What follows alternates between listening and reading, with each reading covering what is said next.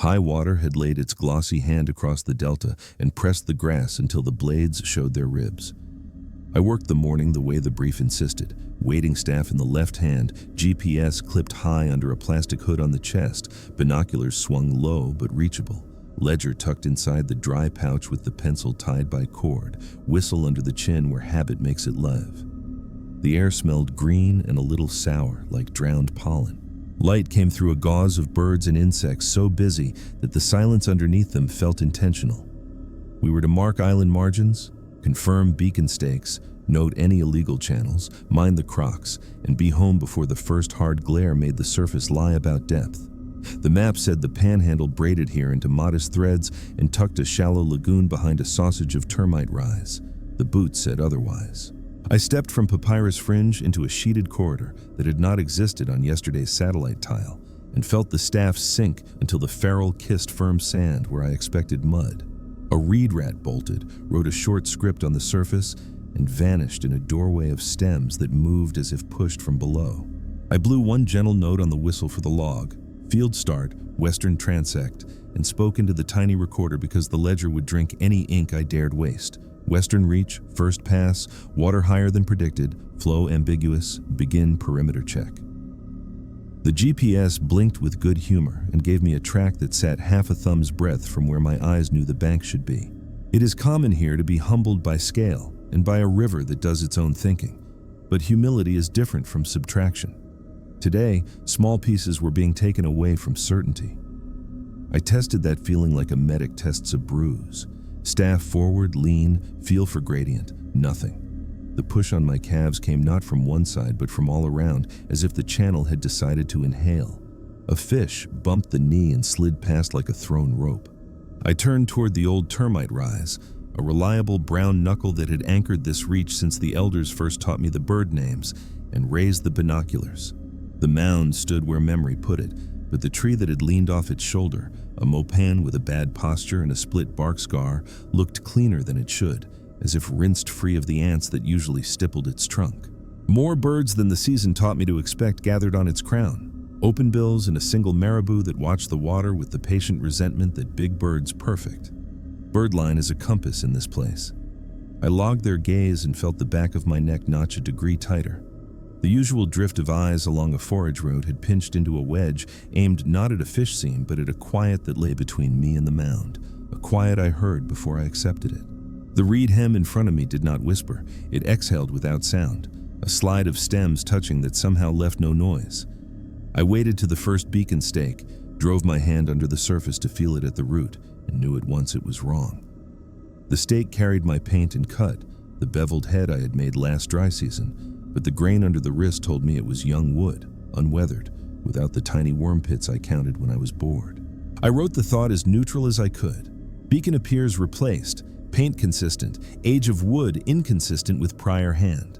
A dragonfly landed on the ledger pouch and held its wings like a blade. I moved on. The first anomaly earned, the second arrived as a courtesy.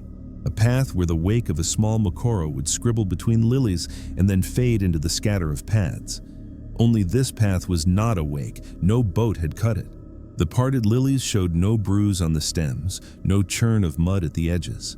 They lay flat, calm, as if they had agreed to make a lane. When I stepped toward it, the whistle cord tapped my throat with a tiny rhythm, and the reed room around me took a shallow breath that moved across my skin without moving the air. I am trained to prefer paper to superstition, and to put the body where the truth can be felt. I put the staff into the lane and found a floor where open water should not have a floor. Not a bank, not a bar, but a firmness that receded at the exact rate of my pressure, like stepping onto the back of something that did not mind me but did not quite agree to carry me. I withdrew, counted that as my tactile oddity for the morning, and made the safer choice. Step away, circle, confirm with a second line. The GPS track drifted again, another half thumb to the east while the sun argued for west.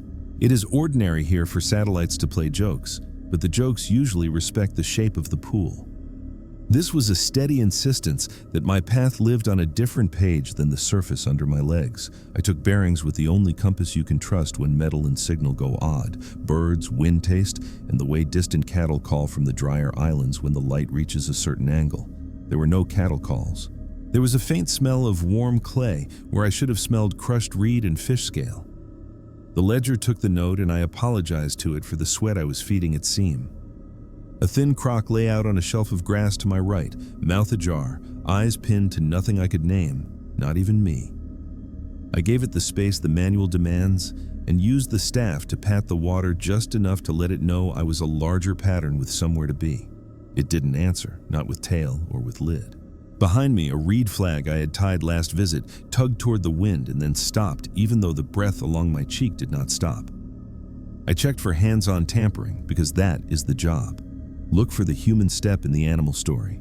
No cut fibers, no new boot marks on the island's skin. The only human trace was mine, and even that was unreliable because each time I turned to look, the water wrote a different version of my passage. I keyed the handheld and raised base with the clipped phrasing we keep for the net. Warden on Western Transect, high stage beyond model, beacons off by a small margin, request confirm of last maintenance team. The speaker carried back the slow, grainy comfort of the office fan and the voice of a colleague who spends his days with charts. Maintenance last month, no complaints, crocodile incidents minimal, advise caution near Hippo Corridor, ORS. I thanked him and did not tell him the birds were aiming their attention at a hole in the air. The manual is clear about fatigue and about imagination. Both bloom with heat. So I cooled the wrists, drank in measured sips, and gave myself a test. I would let go of the map in the head and accept exactly what the surface told me. The staff went down in a measured cadence. The legs matched it, one slow step at a time. Reed stems brushed the trousers like the manners of a crowd. The sound I chose for the day was the tap of the whistle clip against the zipper, because it would tell me when I was breathing too fast. When I reached the second beacon, the sun sat somewhere behind a veil, and the world had the soft brightness of old bone. I leaned into the post, pressed my ear to it, and listened for the carry of water through wood. The post spoke with a voice too steady for a channel that had tried to be everything all at once a little while ago. A uniform vibration, as if the flow on both sides had agreed to share a single thought.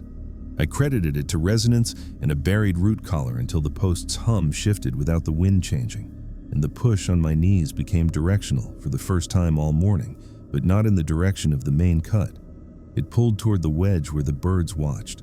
I backed away and found that the floor under me had moved, not far, not dramatically, just enough to make my last footprint sit under water, where a breath ago it had been a dull oval among seed hulls. In the reeds to my left, something exhaled a note like a bottle played by a shy child. I wrote that down because I have learned the hard way that sounds you cannot place deserve ink. Then I gave the place a small offering it would understand.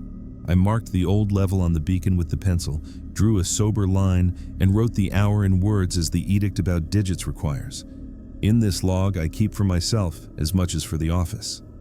I told the recorder, field practice continues, anomaly noted, will not pursue the lane until partner present, and let that lie stand even as my boots pointed the way a little. On my way back along the curve of island grass, I saw tracks where tracks should not have been. Not human, not the clean praise song of antelope, not the padded heraldry of cat. A stitched line like a sewing machine had learned to step but forgot to lift its foot between patterns, impressed lightly where the water's skin had clung to something that missed the idea of weight. I followed for only the space of a few breaths because the rule is to have a rule and keep it when alone. The stitched line veered toward the quiet and was not there anymore.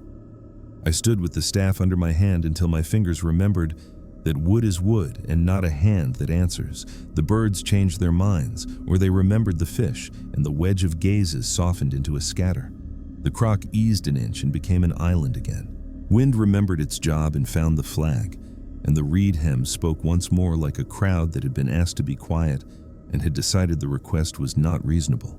I let my shoulders lower, but only a little, because the ledger now had a page that would need an explanation, and because the Delta, when it wants company, makes a new room for you that looks like a room you have known all along. I took one last look at the mopane scar and found a pale ribbon on its trunk where ants should have traveled. I lifted the binoculars and saw that the ribbon was not sap, not bark, but a track left by something that had pressed along the grain with steady patience, like a wet finger drawn down a dusty window. I closed the glass, tapped the whistle once for discipline, and began the slow, respectful retreat to the path I had made in and to the version of the map that the office will accept until I can teach it a better one. I returned at a patient angle so that pride would not choose my route for me. The sun worked through a film and gave the delta a porcelain glare that flattened sense. I set the waiting staff like a metronome, counted heartbeats instead of steps, and let the body cool to a working calm. The ledger dried enough to take ink again. I logged the retreat, the hum in the beacon post, the lane of lilies too neat to be wind work. The office will want verbs and nouns they can weigh. I wrote them with the plain voice they trust and left the doubt for my own margins. When I reached higher ground on the termite rise, I stood under the mopane and blinked at the pale ribbon down its trunk. Ants should have been there. Neat traffic, the world's small accountants. The bark held no movement, only the line left by something that had preferred smoothness over bite. Bird weight shifted above me, branches ticking with beaks and toes. I lifted the glass. The open bills were busy with snails near the far fringe, but their perches were still angled toward that wedge of quiet water. Birdline is a compass when magnets tell jokes. I have used it to step out of fog and to find the thread through reed mazes that changed their minds while my back was turned. Today, the compass felt like a hand on the shoulder deciding which way I should look, a touch that was not mine. I do not like that feeling, but I do not ignore it. I radioed in a short update. Western reach again, intent to recheck the beacons and confirm channel behavior near the mopane mound. The voice at base came back with a weather caution and a routine reminder. Partner, if probing new lanes, keep safe distance from known hippo corridors. I answered with the steadiness I keep for the line and eased down from the mound. In the shallows, a slick of floating grass had arranged itself into bars like a rib cage. I set a heel on the first bar and felt it rock with a slow mind, not soft underfoot, but not committed either. The staff found a faint current that ran against the direction the surface showed. I let the discrepancy earn its note and moved along the edge where calf and thigh knew the difference between depth and push. The whistle clip tapped like a cricket. I tuned my breathing until the sound faded. The air shifted from warm clay to crushed leaves. That should have kept the insects singing at a certain pitch. They hushed. A reed warbler scolded and then fell quiet as if it had remembered a lesson. At the second beacon, the post no longer hummed at all. It stood like a thing that did not believe in water. I pressed my ear to it and heard the soft complaint of fibers, a sound that usually arrives after days of drying. The grain under my palm felt dusty, as if it had been taken out of the river and left in shade long enough to forget a little. I had set this stake late in the last dry season with a mallet and a good joke from the boatman. It had lived wet since, sunburned and honest. Now it was a newcomer wearing my old paint. I chalked a mark with the pencil and wrote a simple sentence to anchor my irritation. Post replaced without record, inspect all on return. I said it out loud so the order in my head would sound like policy and not fear. I crossed to the place where the lilies had opened a lane. The plants were untouched but parted, like a choir that did not want to sing but understood a cue. The floor under the water did the same strange courtesy as before, giving until I paused, then giving no more. I felt for the boundaries with the staff and found none. Every direction offered the same retreating firmness. I thought of a phrase one of the elders uses when he talks about water that thinks, the delta makes rooms. This room had a door that moved to stay just ahead of me. I backed out slowly and circled to the bird gaze. The birds tracked the spot with little head tilts that made them look like weathermen. A marabou put one foot to the side and set it down again as if testing an invisible wire. I have seen them do that over carrion and over Fisherman's Waste. There was no smell to invite them, only the light's odd quiet. I waited, hand on the staff, until patience felt like an action and not a delay. When patience was a thing I could carry, I slid the staff into that quiet and held it unsmiling and still. A pressure climbed from the ferrule into my wrist like a pulse from someone else's arm. It did not quicken or slow with mine. It had the regularity of a graduated spillway, but none of the noise. I held until my forearm burned, then let air back into my lungs and drew the staff out. The birds relaxed by a measure I could not prove, only feel. I knelt and put a glove under the surface to catch some of the water into the palm. It had the clean taste that comes when flood pushes old water out and brings sky to the ground. It should have carried reed oils. It did not. I let a little go between my fingers and watched the thread slip together again. No wake, no vortex. A piece of silverweed slid by as if pulled on a string. Tactile oddity earned, chemical oddity unproven. I set the ledger against the mound where the dry kept it safe, then stood with binoculars again and swept the distance for human sign. No smoke, no tin roofs winking from the community islands, no tourist hats, no illegal cut with its bright raw banks. A heron worked the seam where wind and glass meet and stabbed once, wrong place, lifted its head with a fish that should not have been there and should not have been willing. The fish shivered and went limp on the swallow. I noted that too, because a fish that gives up is either old or out of its pattern. Orders and field reality argued the way they always do. The manual wanted me to plant a temporary marker and withdraw to fetch a partner.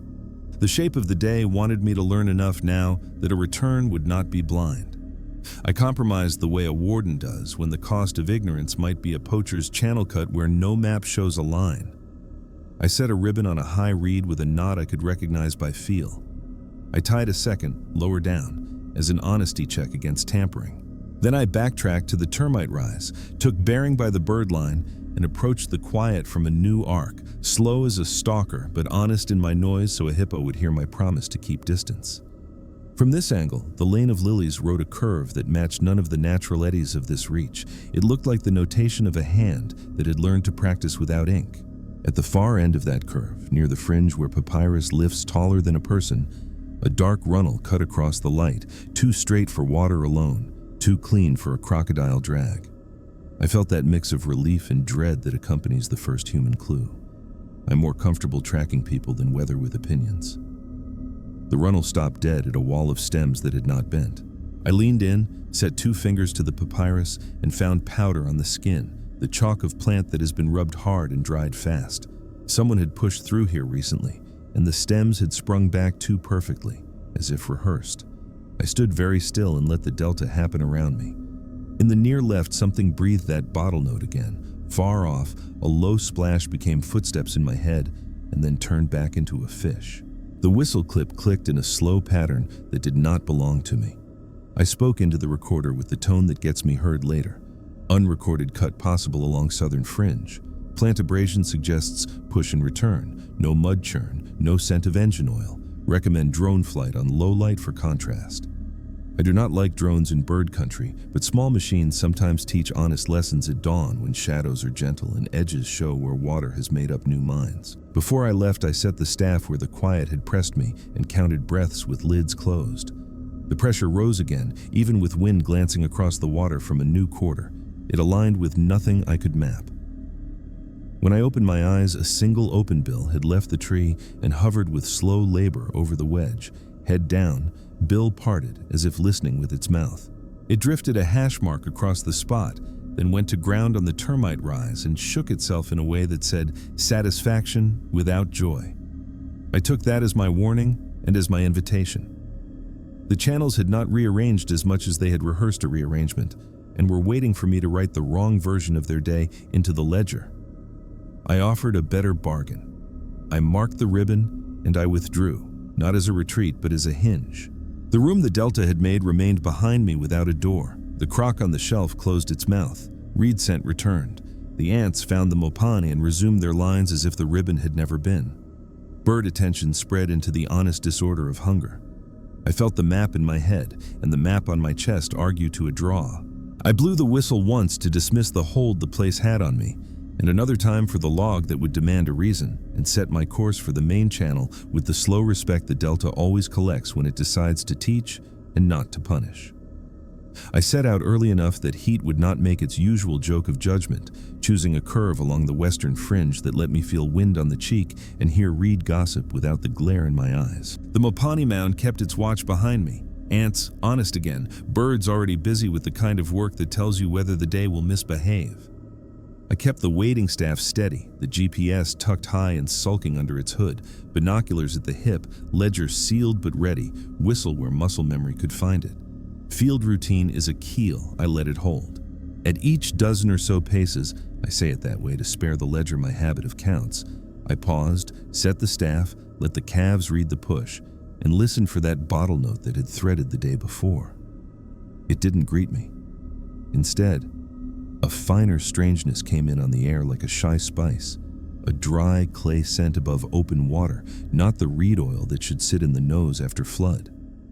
I wrote that in the margin, because smell can be a map thinner than paper. I worked toward the runnel I had found at the papyrus wall. Sun angled low enough that shadows reached long fingers into the water, which is the right time to read what surface lies try to hide. The lily lane had shifted again. No surprise, they are nervous little architects, but the curve was too disciplined to be windcraft. The parted pads made a soft V that asked for a bow. I didn't oblige. I kept to the side where the submerged earth rose in soft steps like a ruined staircase. The river was teaching itself to forget. Birdline should have slurred now into breakfast disorder. Instead, a loose raft of open bills and a couple of herons held their heads canted toward the same wedge. Their attention felt less like hunger and more like housekeeping. At the second beacon, I pressed ear and palm again, giving the post time to tell me what world it believed in today.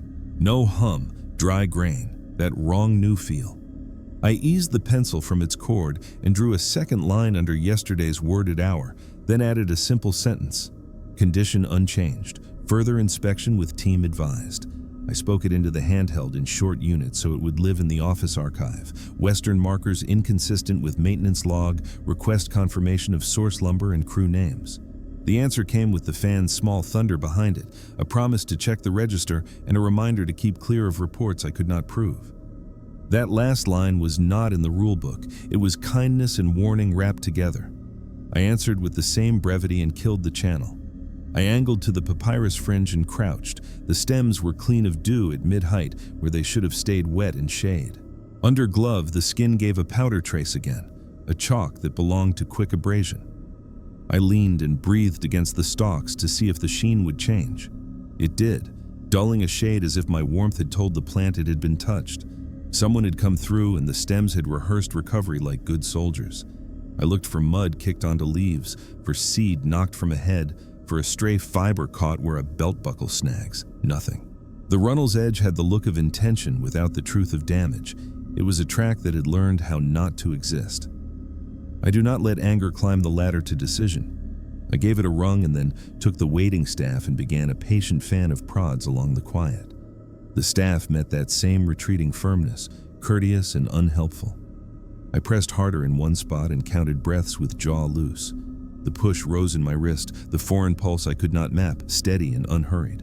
I tried a test I learned from an old ranger who taught me patience in a lagoon that loved to lie. I floated a small ribbon from my kit and watched it think. In honest current, the ribbon will choose and commit.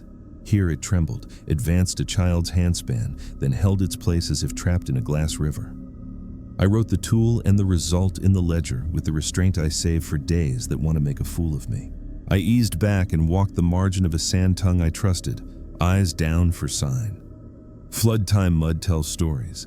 Even when feet are careful, I should have found drag marks from croc and splash kicks from heron, stitched pocks from antelope, the paired commas of genet near the drier tuft. Pieces were there where they should be, but between them, threaded like fine handwriting, ran another record, points and short lines, as if something with many narrow toes had learned to step without weight, leaving the water to remember instead of the ground. They were not insect, the spacing lacked the jitter. They were not crab, wrong country, wrong pitch. They curved toward the wedge and then into nothing. I rocked back on my heels and let the world keep speaking. A reed warbler started up in the near right, chattered past me like gossip it could not hold, and fell quiet at the same place where the bird still gazed. Sound, scent, and the moving floor agreed on a geography that did not match my map. I took out the binoculars and climbed the termite rise for a broader eye. Far off, a long reach of channel wore the mild texture of slow wind. Nearer, the surface over the wedge had the look of skin about to gooseflesh and never making up its mind. No canoe wakes, no engine flash, no smoke from cooking fires yet. The marabou had shifted one perch higher and looked put out by its own caution. Moral pressure did its work then. The manual says, step back, fetch a partner, fly a drone at first safe light, confirm by second eye, and bring more rope than you think you need. The Delta says learn enough now that ignorance does not cost lives later, because men with saws and shovels carve profit where quiet hides it. I split the difference in a way that always feels insufficient, and is sometimes the only road.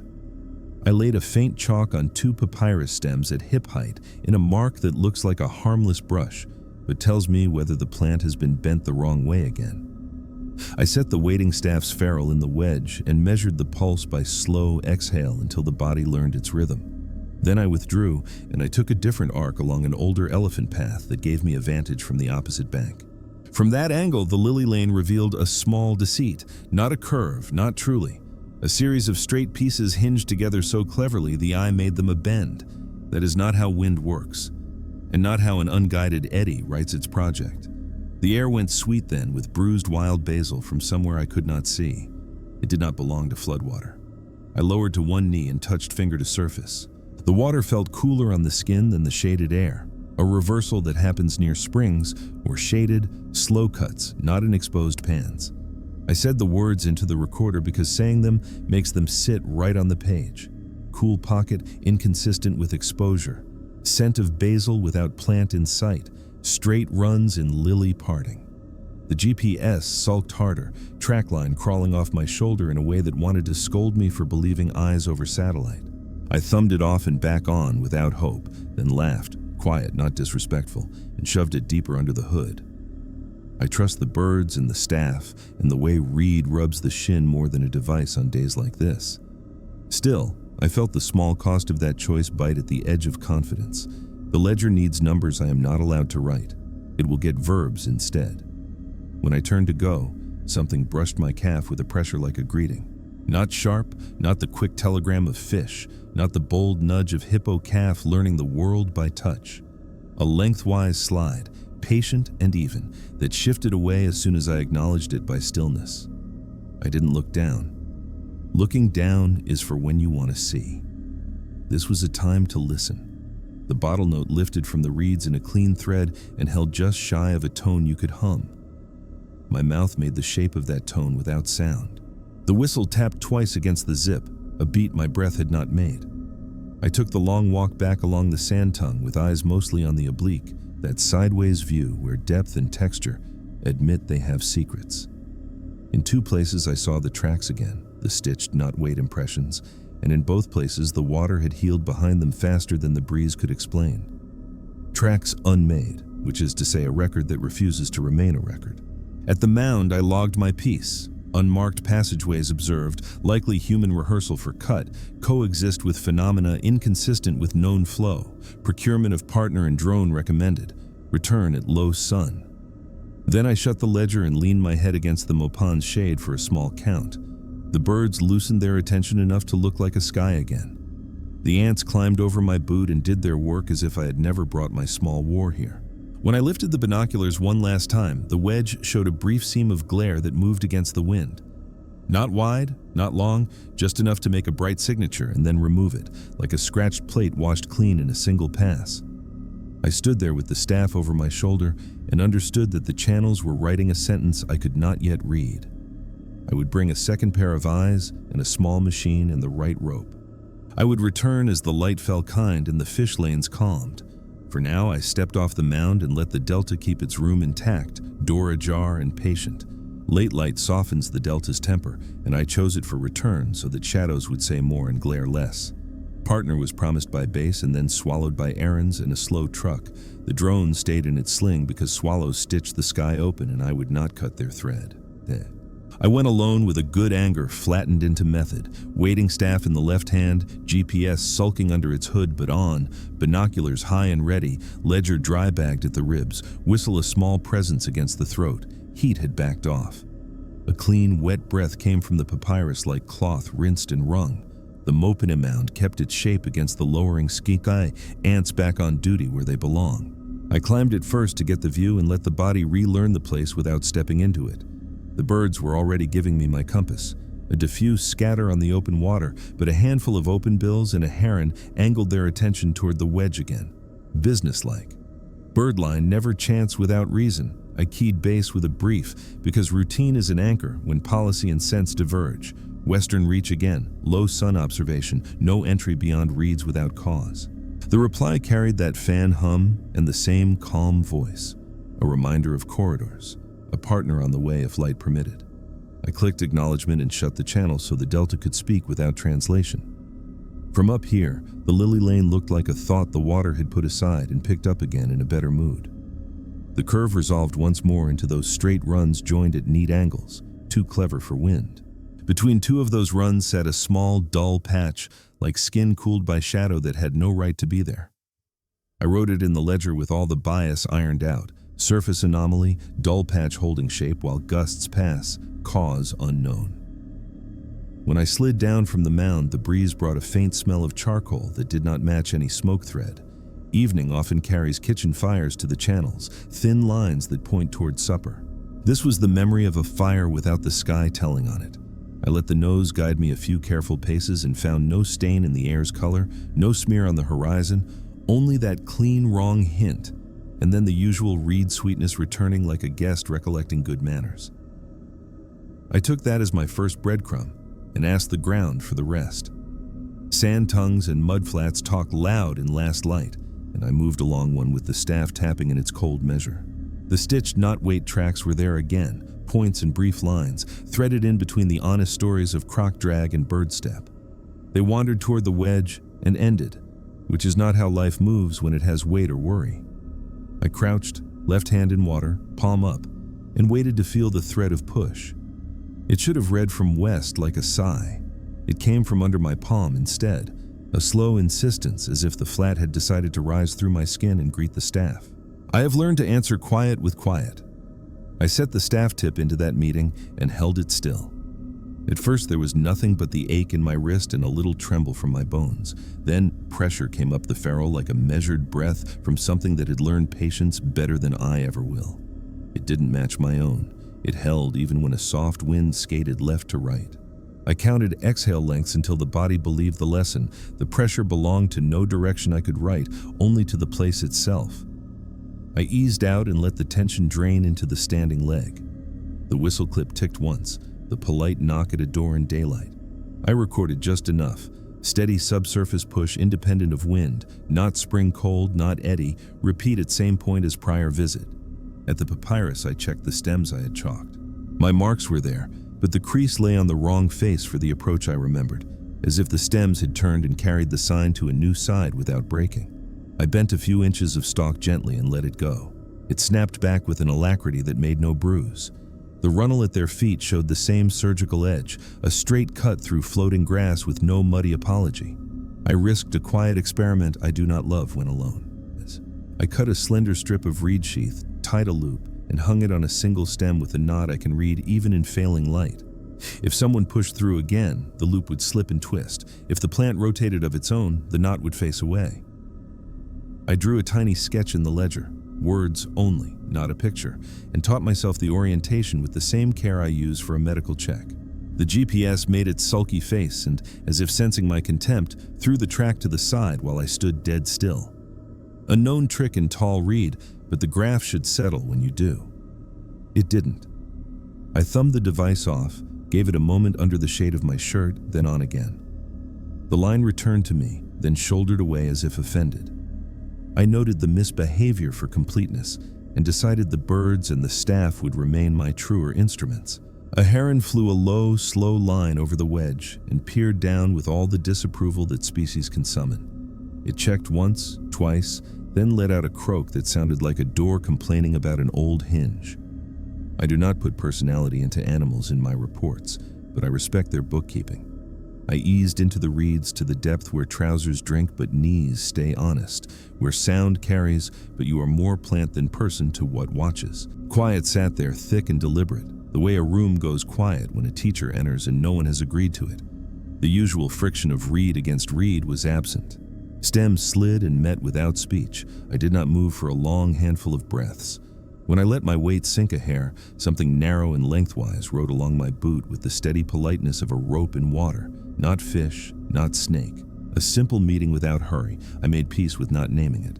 I set the whistle between teeth and took a soft breath across it without voice, letting the mouth make an airy thread. The bottle note lifted from deeper in the stand and matched my breath for a measure before slipping a fraction sharper, as if correcting me. Moral pressure took a familiar shape and stood right behind my left shoulder. The rule says, withdraw, fetch help, return with a second pair of eyes and a machine that can look without stepping. The field says find enough now to keep the ledger honest and the people who depend on it safer. I gave myself a boundary.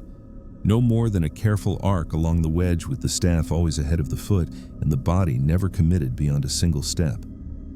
From the first probe, the floor did its practiced courtesy, receding exactly as my pressure asked. In one spot, it did not recede at all, but leaned upward against the staff as if welcoming it, then let go. I marked that spot with a floating reed tip and a whisper of pencil on a nearby stem, then continued. The smell turned again, a whisper of warm clay fading to clean skin, then the faintest mint that had no plant to own it. I listened with the tiny hairs on the forearm for wind that would explain the smell. There was none. The world had stalled around this pocket while a different time ran under it. From the far edge, a small sound came that I wanted to call footfalls and refused. It was the rhythm of water leaving a hull, except there was no boat. Only the last light writing pale coins on lily pads. Between two pads, a brief seam of glare crossed against the wind and went out as if pinched. I raised the glass and found nothing to praise but water, and yet the eye did not trust itself. I lowered the binoculars and solved a different problem, one for the office. If men were rehearsing a cut, where would they stage their tools and hide their movement? I traced a line from the wedge to a faint darker stripe on the far bank where fig meets sedge, and saw a place where a canoe could come and go under green, leaving only this neat language in lilies and these straight-run rehearsals as proof. That was a story I could write in verbs. I spoke it into the recorder with the careful confidence of an hypothesis that won't embarrass me later. Likely stash on eastern fringe under fig cover, night approach plausible. Recommend patrol loop with community liaison, dawn first pass, no drones until birds finish feeding. The staff knocked once from below, gentle as a greeting you give a child. I did not flinch. I took that as my cue to stop asking and start marking. On the way out, I set modest signs for my partner. A ribbon high on reed, another low, a knot on the papyrus that is mine alone. I drew a sober line on the suspect beacon at the height of the current sheen and, in words and not numbers, noted the evening.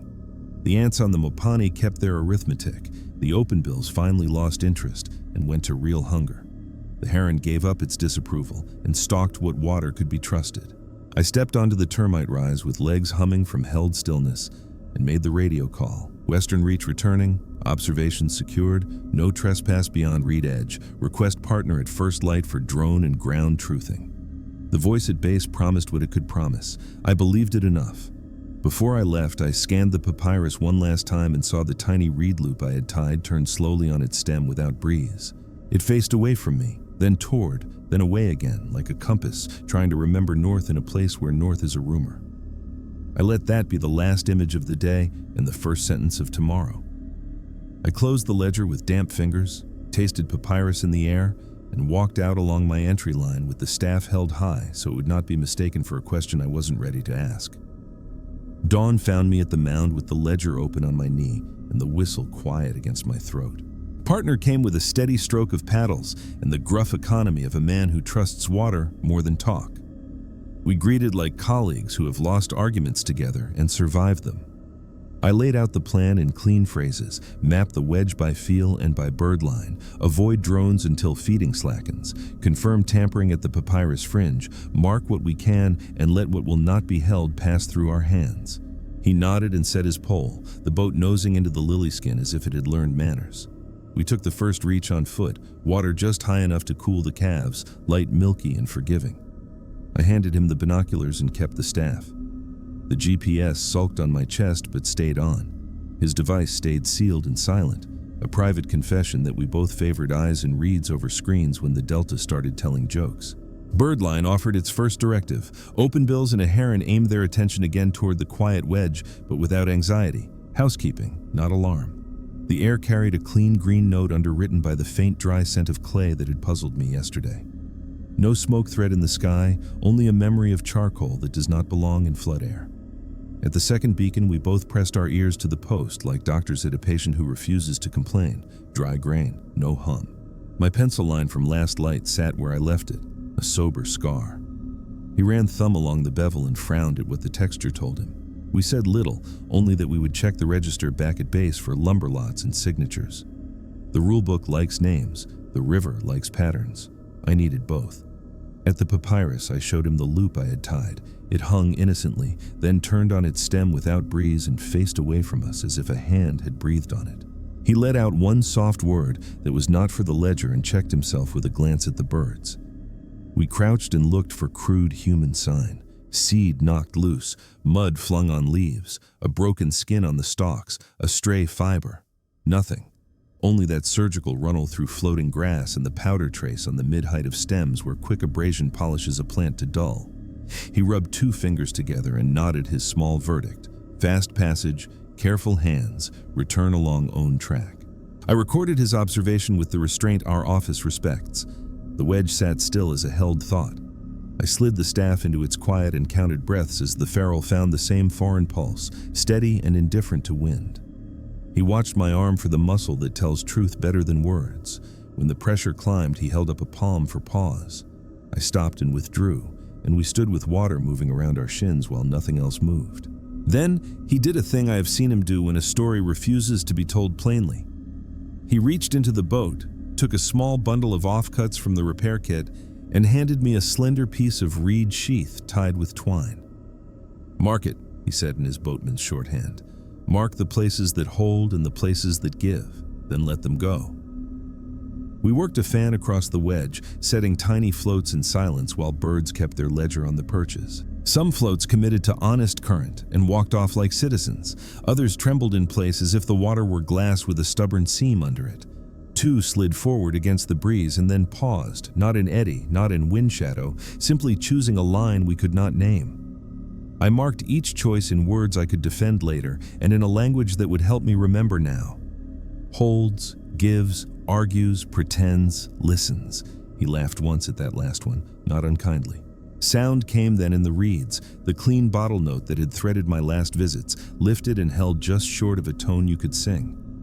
Partner cocked his head and blew very softly across the gap in his teeth. The note matched and then stepped away a fraction, as if correcting us. He looked at me with the rueful acceptance of a man who has argued with this river longer than I have been in uniform. I kept the staff forward and did not follow the correction. We made our way to the far side as the sun gathered itself. The lily lane showed its joined straight runs again, neat hinges where wind would never hinge. At the end of one run, tucked under the fig shade where I had guessed a stash might live, we found a small mess the river had been too polite to erase. A faint scrape on sand where a hull had rested. No oil, no line scraps, only the pattern of weight and the tidy removal of its own footprints. People had been here at a time the birds were elsewhere, and they had learned to let the delta heal behind them faster than the breeze could explain. We could write that in verbs without shame. We could not write what the water's pulse wanted from our staff, only that it existed and obeyed no advice we recognized. We set markers where policy allows, a ribbon high on a reed with a knot my hand knows in sleep, a second ribbon low for tamper check, a pencil line on the suspect beacon at the sheen of this new water, a bit of chalk on papyrus at shoulder height where it might brush a careful chest. For the wedge itself, we laid a small patience. Partner eased back to the boat and worked a loop of line across the quiet, not tight, not binding, just a suggestion of a boundary that any honest current would ignore. The loop drifted, slowed, draped across invisible shoulders, and settled without strain, as if resting on a sleeper. We watched. The loop took on a very slight tilt, not with wind, not with a known push, and then righted like a breath leaving and another arriving. He whispered to the water, a habit from nights on the main channel when hippo cities woke and you wanted the world to remember you were not meat. I wrote the cost of this work in the margin because it is a thing the office forgets. Time is a coin you spend with no hope of change. Every minute in flood takes a little hardness out of the legs, a little certainty out of the head. My ledger cannot show that in digits, it shows it in verbs. He read over my shoulder and grunted in approval. We both flinched then, at a sound that meant trouble if you hear it wrong. A low splash in a rhythm that could be footsteps in water. But the pattern resolved into a fish at play, and we let the shoulders lower alongside the reeds. We marked the end of our patience with an action that felt like a prayer and a policy at once. We gathered the floats in the loop and untied the reed ring from the papyrus. We looked at the wedge, at the birds, at the stubborn lilies pretending to be a curve, and we gave the place back its objects. We laid the offcuts on the surface and sent them downwind and upwind both, a nonsense that made sense because this was not about knowing direction. It was about telling the delta politely that we understood our edge. "Mark and let go," he said, not to me, not to the ledger, but to the room the water had made. I raised the whistle without sound and breathed a thread of air through it so small it felt like intention rather than noise. The bottle note rose and fell in reply from deeper in the stand, not mocking, not kind, only present. On the way out, the papyrus loop we had removed turned itself in my hand until the knot faced the sky, and then my chest, and then the water. I could have called it nerves. I chose not to. At the mound, we looked back and saw the lily run's close a fraction, hinges settling, as if a lesson had been taught and our part of it was finished. Bird attention loosened into honest hunger.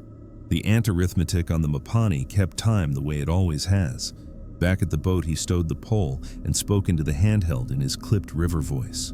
Western wedge marked, probable stash site noted, no drones flown. Return with liaison at last light. Request quiet patrol by community watch along Fig Fringe. The answer came with the fan's low thunder and the small relief of being believed at least on the human parts. The rest would live in my ledger and in a pattern of signs only the Delta itself could read. Before we pushed off, he touched the suspect beacon and the small pencil marks I had added over the days. He said we would cut it free and dig the hole if base let us, to see what story lay in the mud under its foot. I told him what I feared and what I hoped, in words the office would accept. Misplaced post, unrecorded replacement, human rehearsal overlaid on strange water behavior, further action needed. He put a hand to the post like a man saying farewell to a patient who will be moved elsewhere, and looked at the wedge as if it were a face he half remembered from a younger life. We let the channel take us back, the boat shouldering lilies with the politeness of a big animal. I held the staff across my knees and felt the ache climb out of my wrist and settle behind the heart. A heron rode the air over us and offered no opinion. The reed loop lay dry on the ledger where I had placed it, not facing away.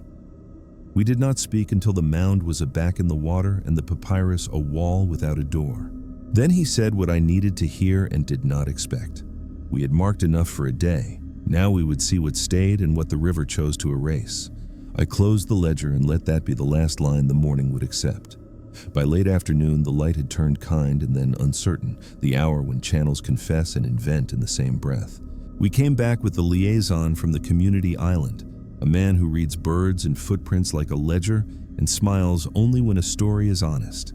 He carried a pole, smooth with years, and a small bag of charms that smelled faintly of sap and smoke. Partner set the boat to idle along a courteous drift while I talked through our marks and our doubts. The liaison listened with his eyes, which is to say, he watched the water while I spoke. When I finished, he tapped the gunwale and looked toward the mopane mound, as if asking permission from something older than all of us. We let the boat nose into lilies at the edge of our wedge and stepped down with care. The air tasted of clean reed with a sneaking line of clay underneath, the same quiet wrong that had threaded the days before. Birdline had thinned as evening work began, but a small cord of openbill still held a respectful attention toward the wedge. The heron was back on its usual post with that look of someone trying not to be involved. We moved into position as we had rehearsed. I took the staff and the near arc. Partner watched the papyrus signs. The liaison drifted the boat to hold a silent triangle. The GPS stayed sulky and almost proud about it. I left it to its sulk and trusted the body. At the suspect beacon, I pressed ear and palm. Dry, wrong new, no hum. The pencil lines I had added over the last visits sat like scars that wanted meaning. The liaison set his palm there too, then lifted it and sniffed his skin the way he tests a cut bank for rot. He shook his head and said the word that means wood without history. Partner muttered that we should dig when the office allowed it, and I knew then that we would dig with or without the office if the river asked us to pay that cost. We crossed to the papyrus fringe. My loop was gone from the stem because I had taken it yesterday, but the tiny chalk I had drawn on another stalk had smeared into a soft crescent, as if a chest had pressed there and carried the sign along without snapping the skin. The liaison had seen this before, and not in policy. He rubbed the stalk between finger and thumb, left no mark of his own, and nodded to the boat. He wanted to show us something at the fig shade. Under the fig canopy, the air went cooler and still. He cupped a handful of water and let the last light find it. A greenish tint floated in the palm and then diffused to clear. Not oil, not silt. He showed me a smear on a submerged root, a slick that smelled faintly like bruised leaf and the memory of smoke. He named a plant I knew grows upriver and is used for quieting fish, a lesson handed down with rules and warnings. Poachers sometimes crush it to stun in small pans. He spoke carefully and without accusation. This reach was wrong for that trick, too open, too read by birds. But the scent was here, thin as rumor. He pinched the bridge of his nose and told us the people who try this leave little because they depend on the delta to erase their mistakes. The river usually agrees. Sometimes it does not. We angled back to the wedge for a test we had argued and then agreed upon. Partner eased the boat's loop across the quiet again, loose and polite, while I set the staff into the same breathless seam and the liaison watched the birds.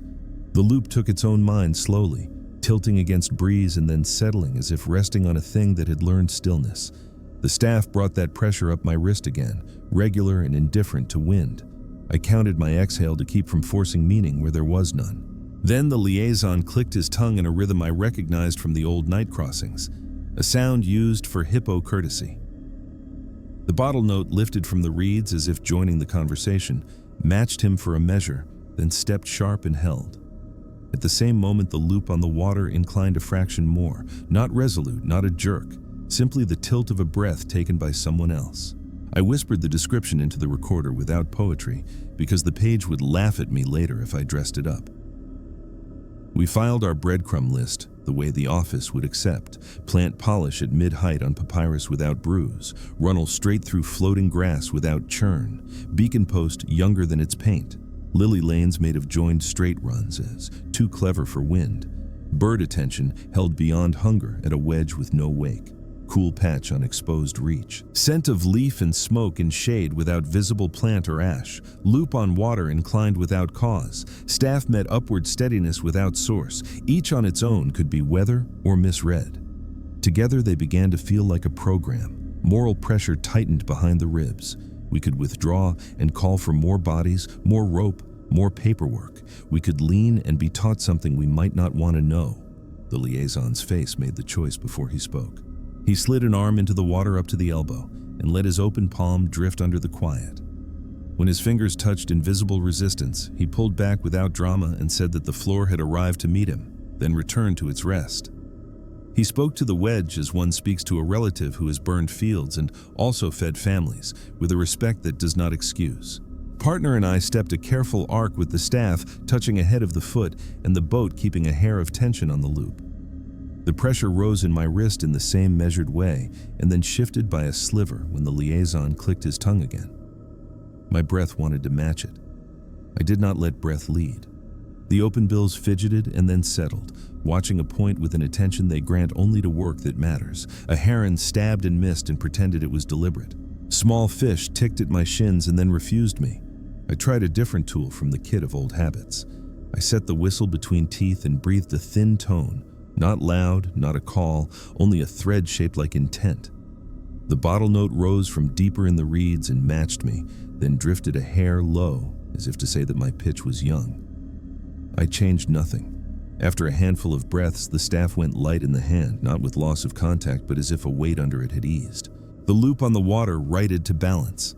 The birds' heads turned away in a ripple, a small release that travels through a flock when a decision has been made elsewhere. The liaison dipped his hand again and nodded without surprise.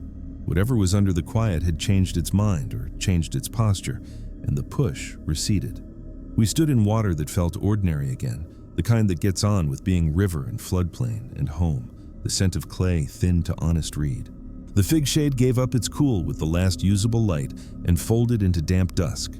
The GPS woke from its sulk long enough to lay a track where my feet had been instead of where it wished me to be. The ledger waited. I wrote what could be read without shame. Suspected human rehearsal overlaying a persistent subsurface behavior not matched to wind or known inflow. Indicators suggest mixing of craft and luck. Recommend night watch along fig fringe. Discreet, no lights. Recommend quiet excavation of suspect beacon foot with photographic record. Defer drones until bird feeding complete. Partner added his clean sentence about the loop and the staff and the change following the liaison's soft clicks. The liaison contributed the plant name and the warning that follows its mention. Along with a counsel I took as instruction more than opinion. Do not force a room that the delta has made to close or open. Mark its door, and wait. We left offering rather than proof. A small length of reed sheath, a pebble from the mound, a quiet pass of the hand across the papyrus without bending it. Not superstition. A practice that says the ledger is not the only book that matters. The wedge held its face half turned toward us, like someone listening through a wall. We backed away the way you leave a conversation with a person you hope to see again and dread to see again. On the mound, I keyed base with our plain phrases. Western wedge observed with liaison. Human sign probable under fig. Unusual subsurface behavior continues. No drones flown. Request permission to exhumed beacon foot at first light. Night watch to be done by community under their rules. Report to follow. The fan hum answered with a promise of review and the kind of caution that keeps desks from drowning. We thanked the voice and closed the channel. As we pushed off, the lily runs stitched themselves into an almost curve that pleased the eye and meant nothing. The reed stems finally found their voices and rubbed together like a tired crowd released. The bottle note lifted once from far inside and faded as if someone had walked away carrying the instrument. In the stern, the liaison looked back with the expression of a man measuring a bridge for rot. He said the river would show us what it wanted when it wanted, and that our work was to listen in a way that did not teach it to hide. Partner nodded and let the pole do the rest. On the ride in, I held the staff across my knees and felt the ache in the wrist step back from insistence to reminder. The ledger lay open at my side and received one last sentence before dark settled on it. Current without source observed, altered by respectful sound and patience. Proceed as if watched. I closed it and kept my hand there, feeling the little damp left by the air. The delta breathed around us, and for a long moment I could not tell whether we had learned anything or only admitted what we had always known and been slow to write. We came back at a gray hour when the water thinks out loud and the birds have not yet decided whether the day is work or mercy. Base had granted the dig with a tone that said, "Please do not embarrass us with superstition," and the liaison had gathered 2 quiet men from the island who know how to step without teaching the ground to remember.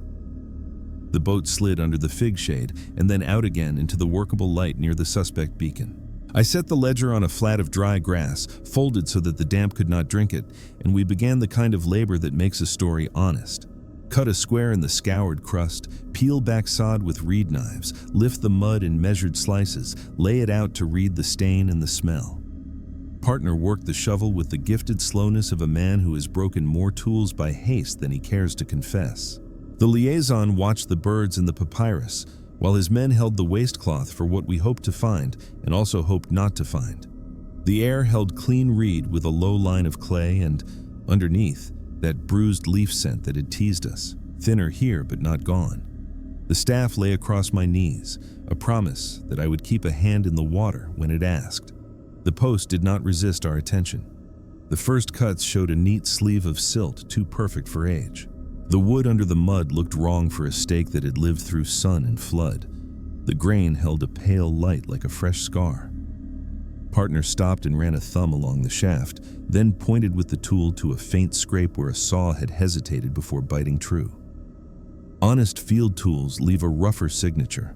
This was workshop neat, cut by a blade that slept indoors. The liaison nodded with the small resignation of a man who has read this chapter too many times.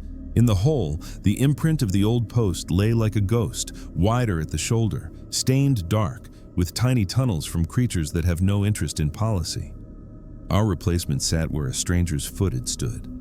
In the mud beside it, we found a pale thread that might have been twine fiber and might have been papyrus hair, impossible to swear, easy to understand. We wrapped it in a scrap of wax paper and wrote merely that we had found something that made us want to be careful with words. We lifted the post free and set it on cloth so the mud would tell us a little more before it lied.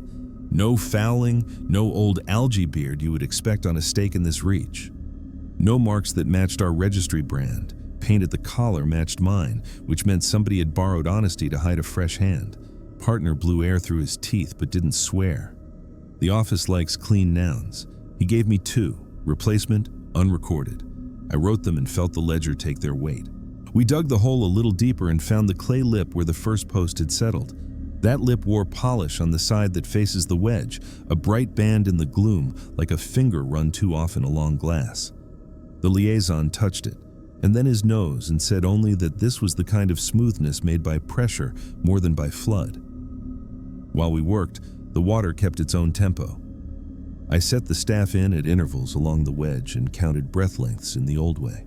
The measured push in the wrist rose and fell as if something under the quiet were remembering its back. When the liaison clicked his tongue the way he had before, the push eased by a hair and then steadied again. The loop on the water inclined without hurry, righted, inclined toward a different slant, as if the invisible shoulders below had shifted under a blanket. Birds held their strange, attentive geometry and then broke it in a small wave, the way a decision ripples through a crowd when the room agrees on a mood. Each of these pieces alone could have been my need to make a pattern. Together they did the work of a sentence written in a hand I could not fully read. Human rehearsal was here. Another handwriting lay beneath. We reset the old hole with the younger stake only long enough to take measurements by feel and to map the bright lip with words.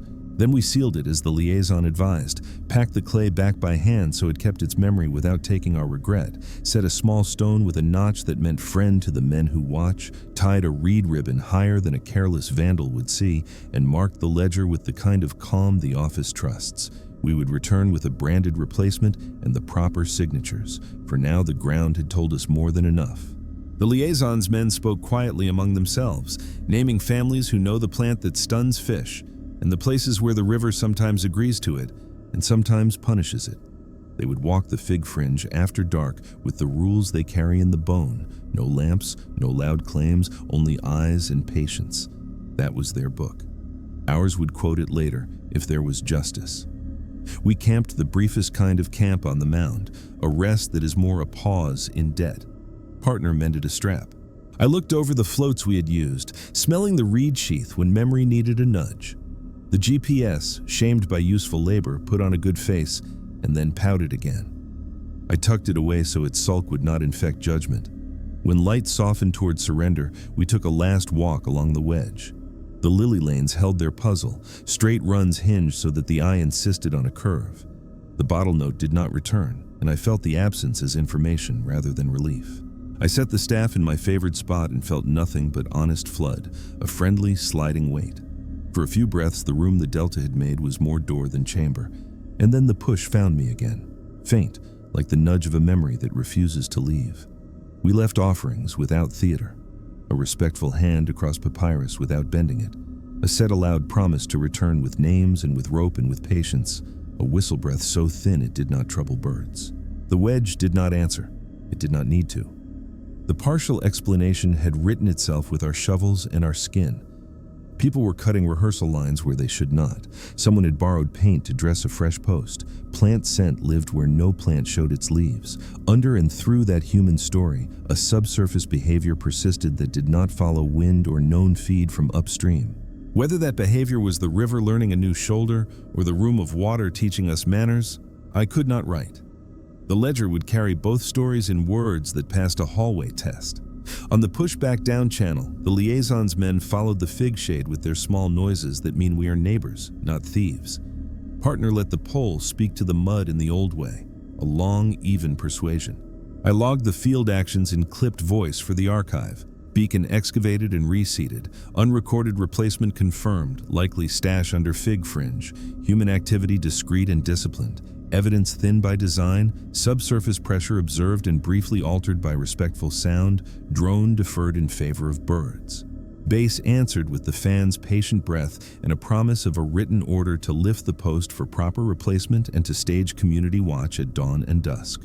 None of that would change what lay under the wedge. All of it mattered to the people who live by the channels that move when they choose. As the mound sank behind us, the reed loop I had kept as a talisman turned on the ledger all by itself, the knot facing first the sky, then the water, then me, then the sky again, slow as a thought forgetting and remembering. I let it turn. The staff lay across my knees and the ache in my wrist took on the ordinary shape of work rather than warning. Birds let their attention spread into real hunger and then into gossip. Reed voices came back, stems rubbing stems in the honest argument of evening. In the hush between those sounds, the Delta breathed the way it always does, and I felt the small, sober peace that comes when a mystery gives you half its name and keeps the rest for later, which is the only fair bargain. I closed the ledger over a last sentence in a voice fit for desks and for water. Channels rearranged around a human trespass and around another cause we do not name yet, Dr. marked. Return planned when river consents.